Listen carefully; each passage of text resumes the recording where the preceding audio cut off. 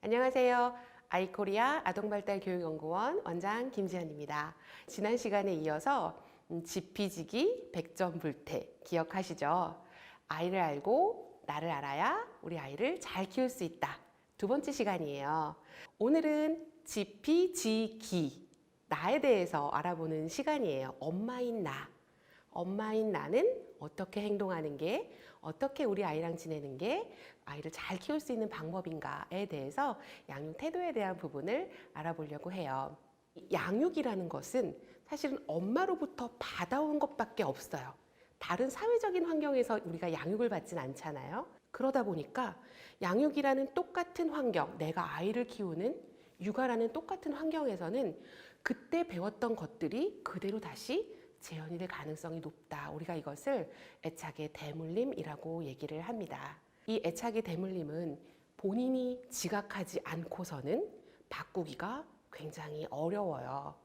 어린 시절에 어머니가 나를 키워줬던 양육 방법, 이 양육 방법이 우리 몸속에 아주 자연스럽게 녹아 있어요. 그래서 자동적으로 똑같이 우리 아이에게 대하게 되죠. 그래서 어떨 때는 저도 우리 엄마가 어렸을 때 화날 때 나한테 이 말 했었는데 나도 은연중에 아이한테 이 말을 하고 있어. 나 우리 엄마 이런 거 되게 싫었는데 나도 똑같이 우리 애한테 이렇게 하고 있어. 라는 부분들을 알고 계실 거예요. 알고 있는 게 첫 번째 단계입니다.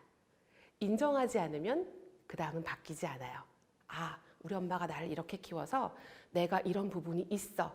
라고 인정하는 순간 우리가 달라질 수 있는 기반이 마련이 되는 거거든요.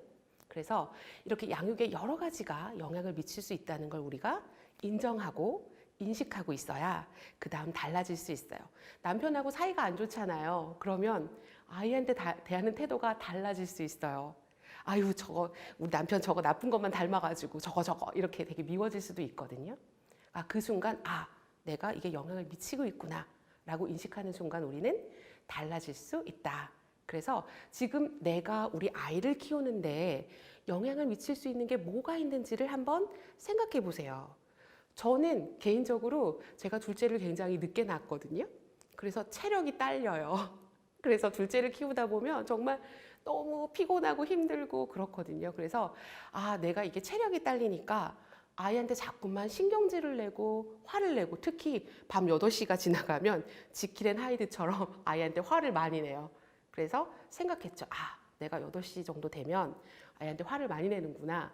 그래서 그때가 되면 의도적으로 음악을 좀 듣는다던가 잠깐 5분 정도 쉰다던가 이런 조절을 통해서 제가 아이의 양육에 영향을 미칠 수 있는 부분들 중에 바꿀 수 있는 부분들을 바꿔나가게 되는 거예요.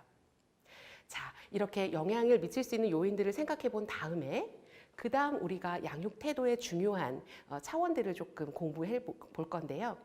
양육 태도에는 두 가지 차원이 가장 중요해요. 첫 번째는 아이를 수용할 수 있느냐. 자, 수용할 수 있느냐와 반대는 거부하느냐예요. 나는 우리 아이가 뭘 해도 예뻐. 그런 어머니들 계시잖아요. 그냥 쟤는 뭘 해도 예뻐. 그래, 그거 해. 알겠어. 그냥 네가 한번 해봐. 하고 좀 마음이 넓으신 분들이 계세요. 그건 기본적으로 뭘 배우지 않아도 좀 수용적이신 분이 계세요.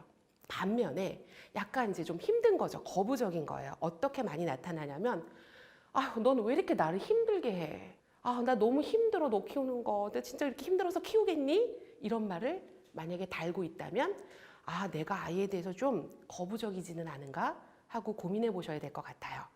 두 번째 측면은 자율성과 통제의 측면이 있어요. 자, 이거는 그대로 아마 이해가 가실 텐데 아이에게 뭔가 선택권을 좀 많이 주고 기다려주고 아이가 스스로 할 수 있도록 우리가 기다릴 수 있는가? 이게 이제 자율성의 측면이에요. 반대는 뭐겠어요? 통제하는 거예요. 제가 맘카페나 내지는 이렇게 선배들한테 얘기를 들었는데 몇 세가 되면 자연관찰책을 넣어줘야 된대요. 그 다음 또 몇 세가 되면 무슨 책을 넣어줘야 된대요. 이런 식으로 아이의 연령에 맞게 무슨 책, 무슨 책, 무슨 책 지도가 있더라고요. 그래서 제가 그런 게 있어? 하고 깜짝 놀란 적이 있어요. 물론 아이가 그런 분야에 관심을 갖고 있다면 당연히 많이 읽혀주고 사주는 것은 중요해요. 그런데 엄마가 먼저 아이의 흥미와 관심에 상관없이 몇 세 되면 이걸 해야 돼. 몇 세 되면 이걸 해야 돼. 몇 세 되면 넌 어느 학원에 다녀야 돼. 이렇게 플랜을 갖고 계신 분들이 있잖아요. 사실은 이건 통제에 가까워요. 내가 자율성이 아이에게 좀 자율적으로 대하는 엄마인가? 아니면 내가 좀 아이를 통제하고, 우리가 일명 헬리콥터만이라는 말을 예전에 유행했었죠. 그러니까 그런 것처럼 아이의 어떤 일거수일투족을 계획하고 뭔가를 이렇게 주려고 노력하는 엄마인가? 이 두 가지를 좀 생각해 보셔야 될 것 같아요. 그래서 우리 기질에서도 케미가 중요했던 것처럼 이 양육 태도에서도 이 수용, 거부, 자율, 통제의 케미가 중요해요. 자, 내가 수용적인 엄마예요. 그런데 아이의 자율성을 강조해요. 그러면 나는 굉장히 아이를 민주적으로 키우는 엄마가 되겠죠. 자, 수용적이긴 해요. 그런데 수용적이고 통제적인 부모님들, 이런 우리 어머님들을 과잉보호라고 얘기를 해요. 난 아이를 사랑해. 그렇지만 너는 내가 하는 규칙에 맞게 자라야 돼. 그러면 과잉보호하는 거예요. 두 번째, 나는 아이를 좀 거부적이에요. 아, 나 너무 힘들어, 우리 아이가. 힘든데, 그래? 그런데 네가 좀 해봐. 자율성을 강조해. 그럼 어떻게 되냐면 방임이 되죠. 아, 거부적이야. 나 너무 힘들어. 그런데 통제해. 아, 그러니까 너 내 말 들어야지. 이럴 땐 이렇게 해야 돼. 이럴 땐 이렇게 해야 돼. 통제하는 어머니들은 권위주의적인 거죠. 우리가 지난번에 기질에 따라서 이 양육 방법이 달라져야 된다고 말씀을 드렸잖아요. 그래서 우리 기질하고 조금 연결해서 생각해 볼게요. 자, 자극 추구가 높은 아이들은 어머니들이 통제 유형일 가능성이 굉장히 높아요. 그렇겠죠. 아이가 막 달려가고 만지고 하니까요. 그래서 이 자극 추구가 높은 아이들에게는 굉장히 어머니들께서 의도적으로 자율성을 길러줄 수 있는 활동들, 기다려주는 것, 굉장히 중요해요. 이 산만하고 호기심 많은 아이들이 통제되지 않은 공간에서 마음껏 자기 것들을 좀 할 수 있게, 그러니까 만져도 혼나지 않는 환경을 만들어주시는 게 중요한 거죠. 자극 추구가 낮은 아동들에게는 어떤 양육 태도가 중요할까요? 자극 추구가 낮은 아동들은 사실은 혼자 있어도 잘 놀아요. 그래서 방치될 확률이 좀 높습니다. 특히 순한 기질의 아이들, 우리 아이 참 순해요. 잘 먹고 잘 자요.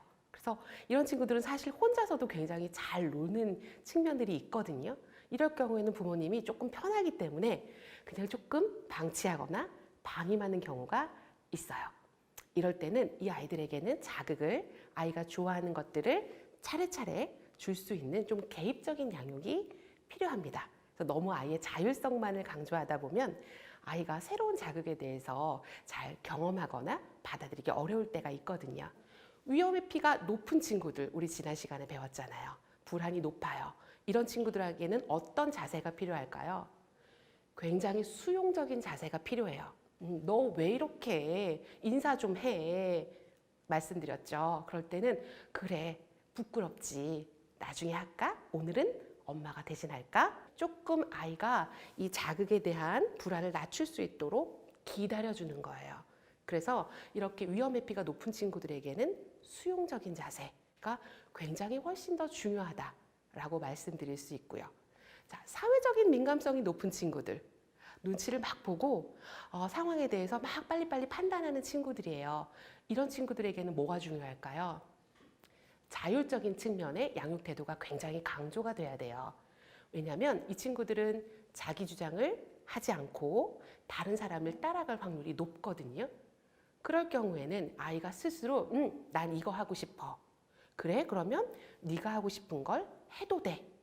엄마가 기다려줄게. 하고 아이가 스스로 할 수 있도록 기다려주는 양육 방법이 굉장히 중요한 거죠. 자, 사회적인 민감성이 낮은 아이들에게는 어떤 양육 방법이 필요하냐면 이 친구들은 다른 친구들의 마음을 잘 알지를 못해요. 내가 이렇게 하면 다른 사람이 어떤 마음일까에 대해서 생각하는 힘이 별로 없거든요. 이럴 때는 우리가 아이의 정서에 대해서 공감해주고 이런 정서를 같이 조절해주는 역할들을 굉장히 중요한데요.